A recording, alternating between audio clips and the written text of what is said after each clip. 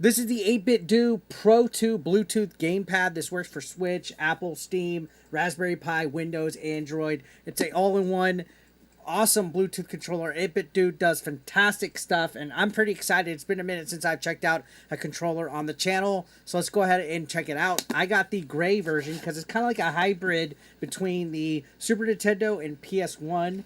Let's pull it out. Look at that. Oh my goodness. Now, one big feature about this is it has Hall effect joysticks. So Hall effect joysticks are all the rage. I wish the Switch 2 controller had Hall effect joysticks, but it doesn't. But these are awesome, and it feels like high quality. So we're going to take a look at this. You can see it has the Nintendo layout, has the XBAY, has the D-pad, has the start select, has a few other button features, but you gotta love the joysticks. On the back we have the trigger button, so that's cool, and you can switch the modes with this switch right here. So you can go from Switch to Windows to Android, you name it, right?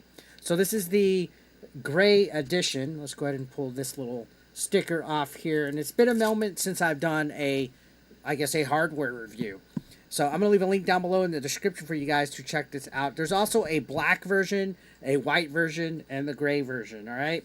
And again, this is compatible with the Switch, Windows, Apple, Steam Deck, Raspberry Pi. There's 2 pro-level back buttons, and there's ultimate software that you can use for PC, Android, and iOS, I guess, to program it or to set, save zones and stuff like that. All that technical babble. But you should be able to connect it pretty easy. It's Bluetooth, wireless Bluetooth. There's rumble vibration. There's motion controls. It's USB-C and 20-hour rechargeable battery. And I'm going to do my litmus test, which is playing Super Mario Brothers. I have this connected to my Switch. It was as easy as plugging it in with the Type-C that came with it, and it instantly paired it. I let it charge for a little bit, and we're good to go. And like I said, it feels great inside my hand, and we're going to play it. This is how I detect whether a controller is worth its beans or not. So right away, I can tell you guys there's not much lag. Usually the 8-bit Do controllers work pretty good with that. So jumping feels good, and I like the buttons because they have like a spongy membrane feel to them inside. Like when you push it, it just feels good, like you're squishing down something. Controller feels comfortable. You can also use the analog stick. Like I mentioned, they're Hall effect analog sticks. You could use the analog stick. That feels all right. But the most important thing when you're playing these older games is how does the D-pad feel? The D-pad feels pretty good. It's a hell of a lot better than what you have on the Switch Pro. I'll tell you guys that much. So right now, playing Super Mario Brothers on the Switch Online, it feels good. It feels good. As what was that? Belle Biv DeVoe or Tony? Somebody that's an 80s, 90s music buff, tell me. All right, so we got everything working pretty good on here. Mario Brothers works like a glove. We're just going to play the first stage, or else I'll be here all day. But yeah, the 8-bit Do controller that I'm using right now feels good. It's nice and light. Pretty easy to pick up and play. So, not half bad. Let's go ahead and try the next game, right? We're going to try something else. As you can see, I'm moving through the menus, no problemo, by the way. So, works really good. The house button is this bottom left button, so that takes you to the home. So you could do home right away just like that. All right, I want to test out the joysticks. I want to see if they actually work for any kind of video game that uses 3D. So why don't we just keep up the Mario theme, and we'll go with It's a Me, Mario. Right, so let's go ahead. We'll start sucker right here.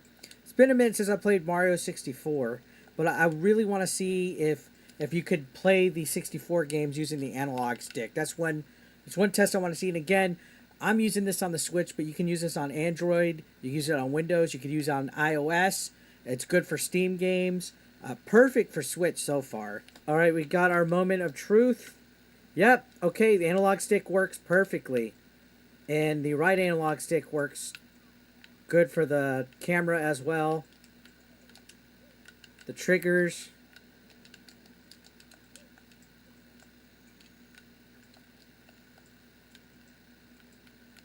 Okay, I haven't played this in a while, so I gotta get used to gotta get used to the buttons.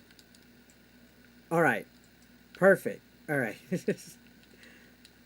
So the analog sticks do work. It does take some getting used to because, of course, an N64 controller. It's a lot different than the 8-bit Do, but it does work. You got...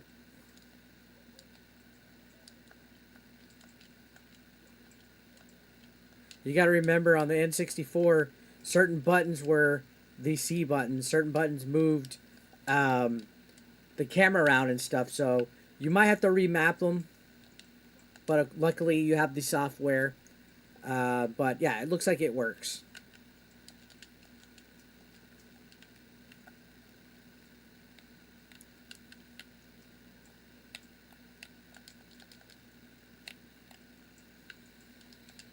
But it's not perfect. Does it work? Could you make it work? Sure, you could. It's absolutely not perfect, though. See, like the trigger button did that.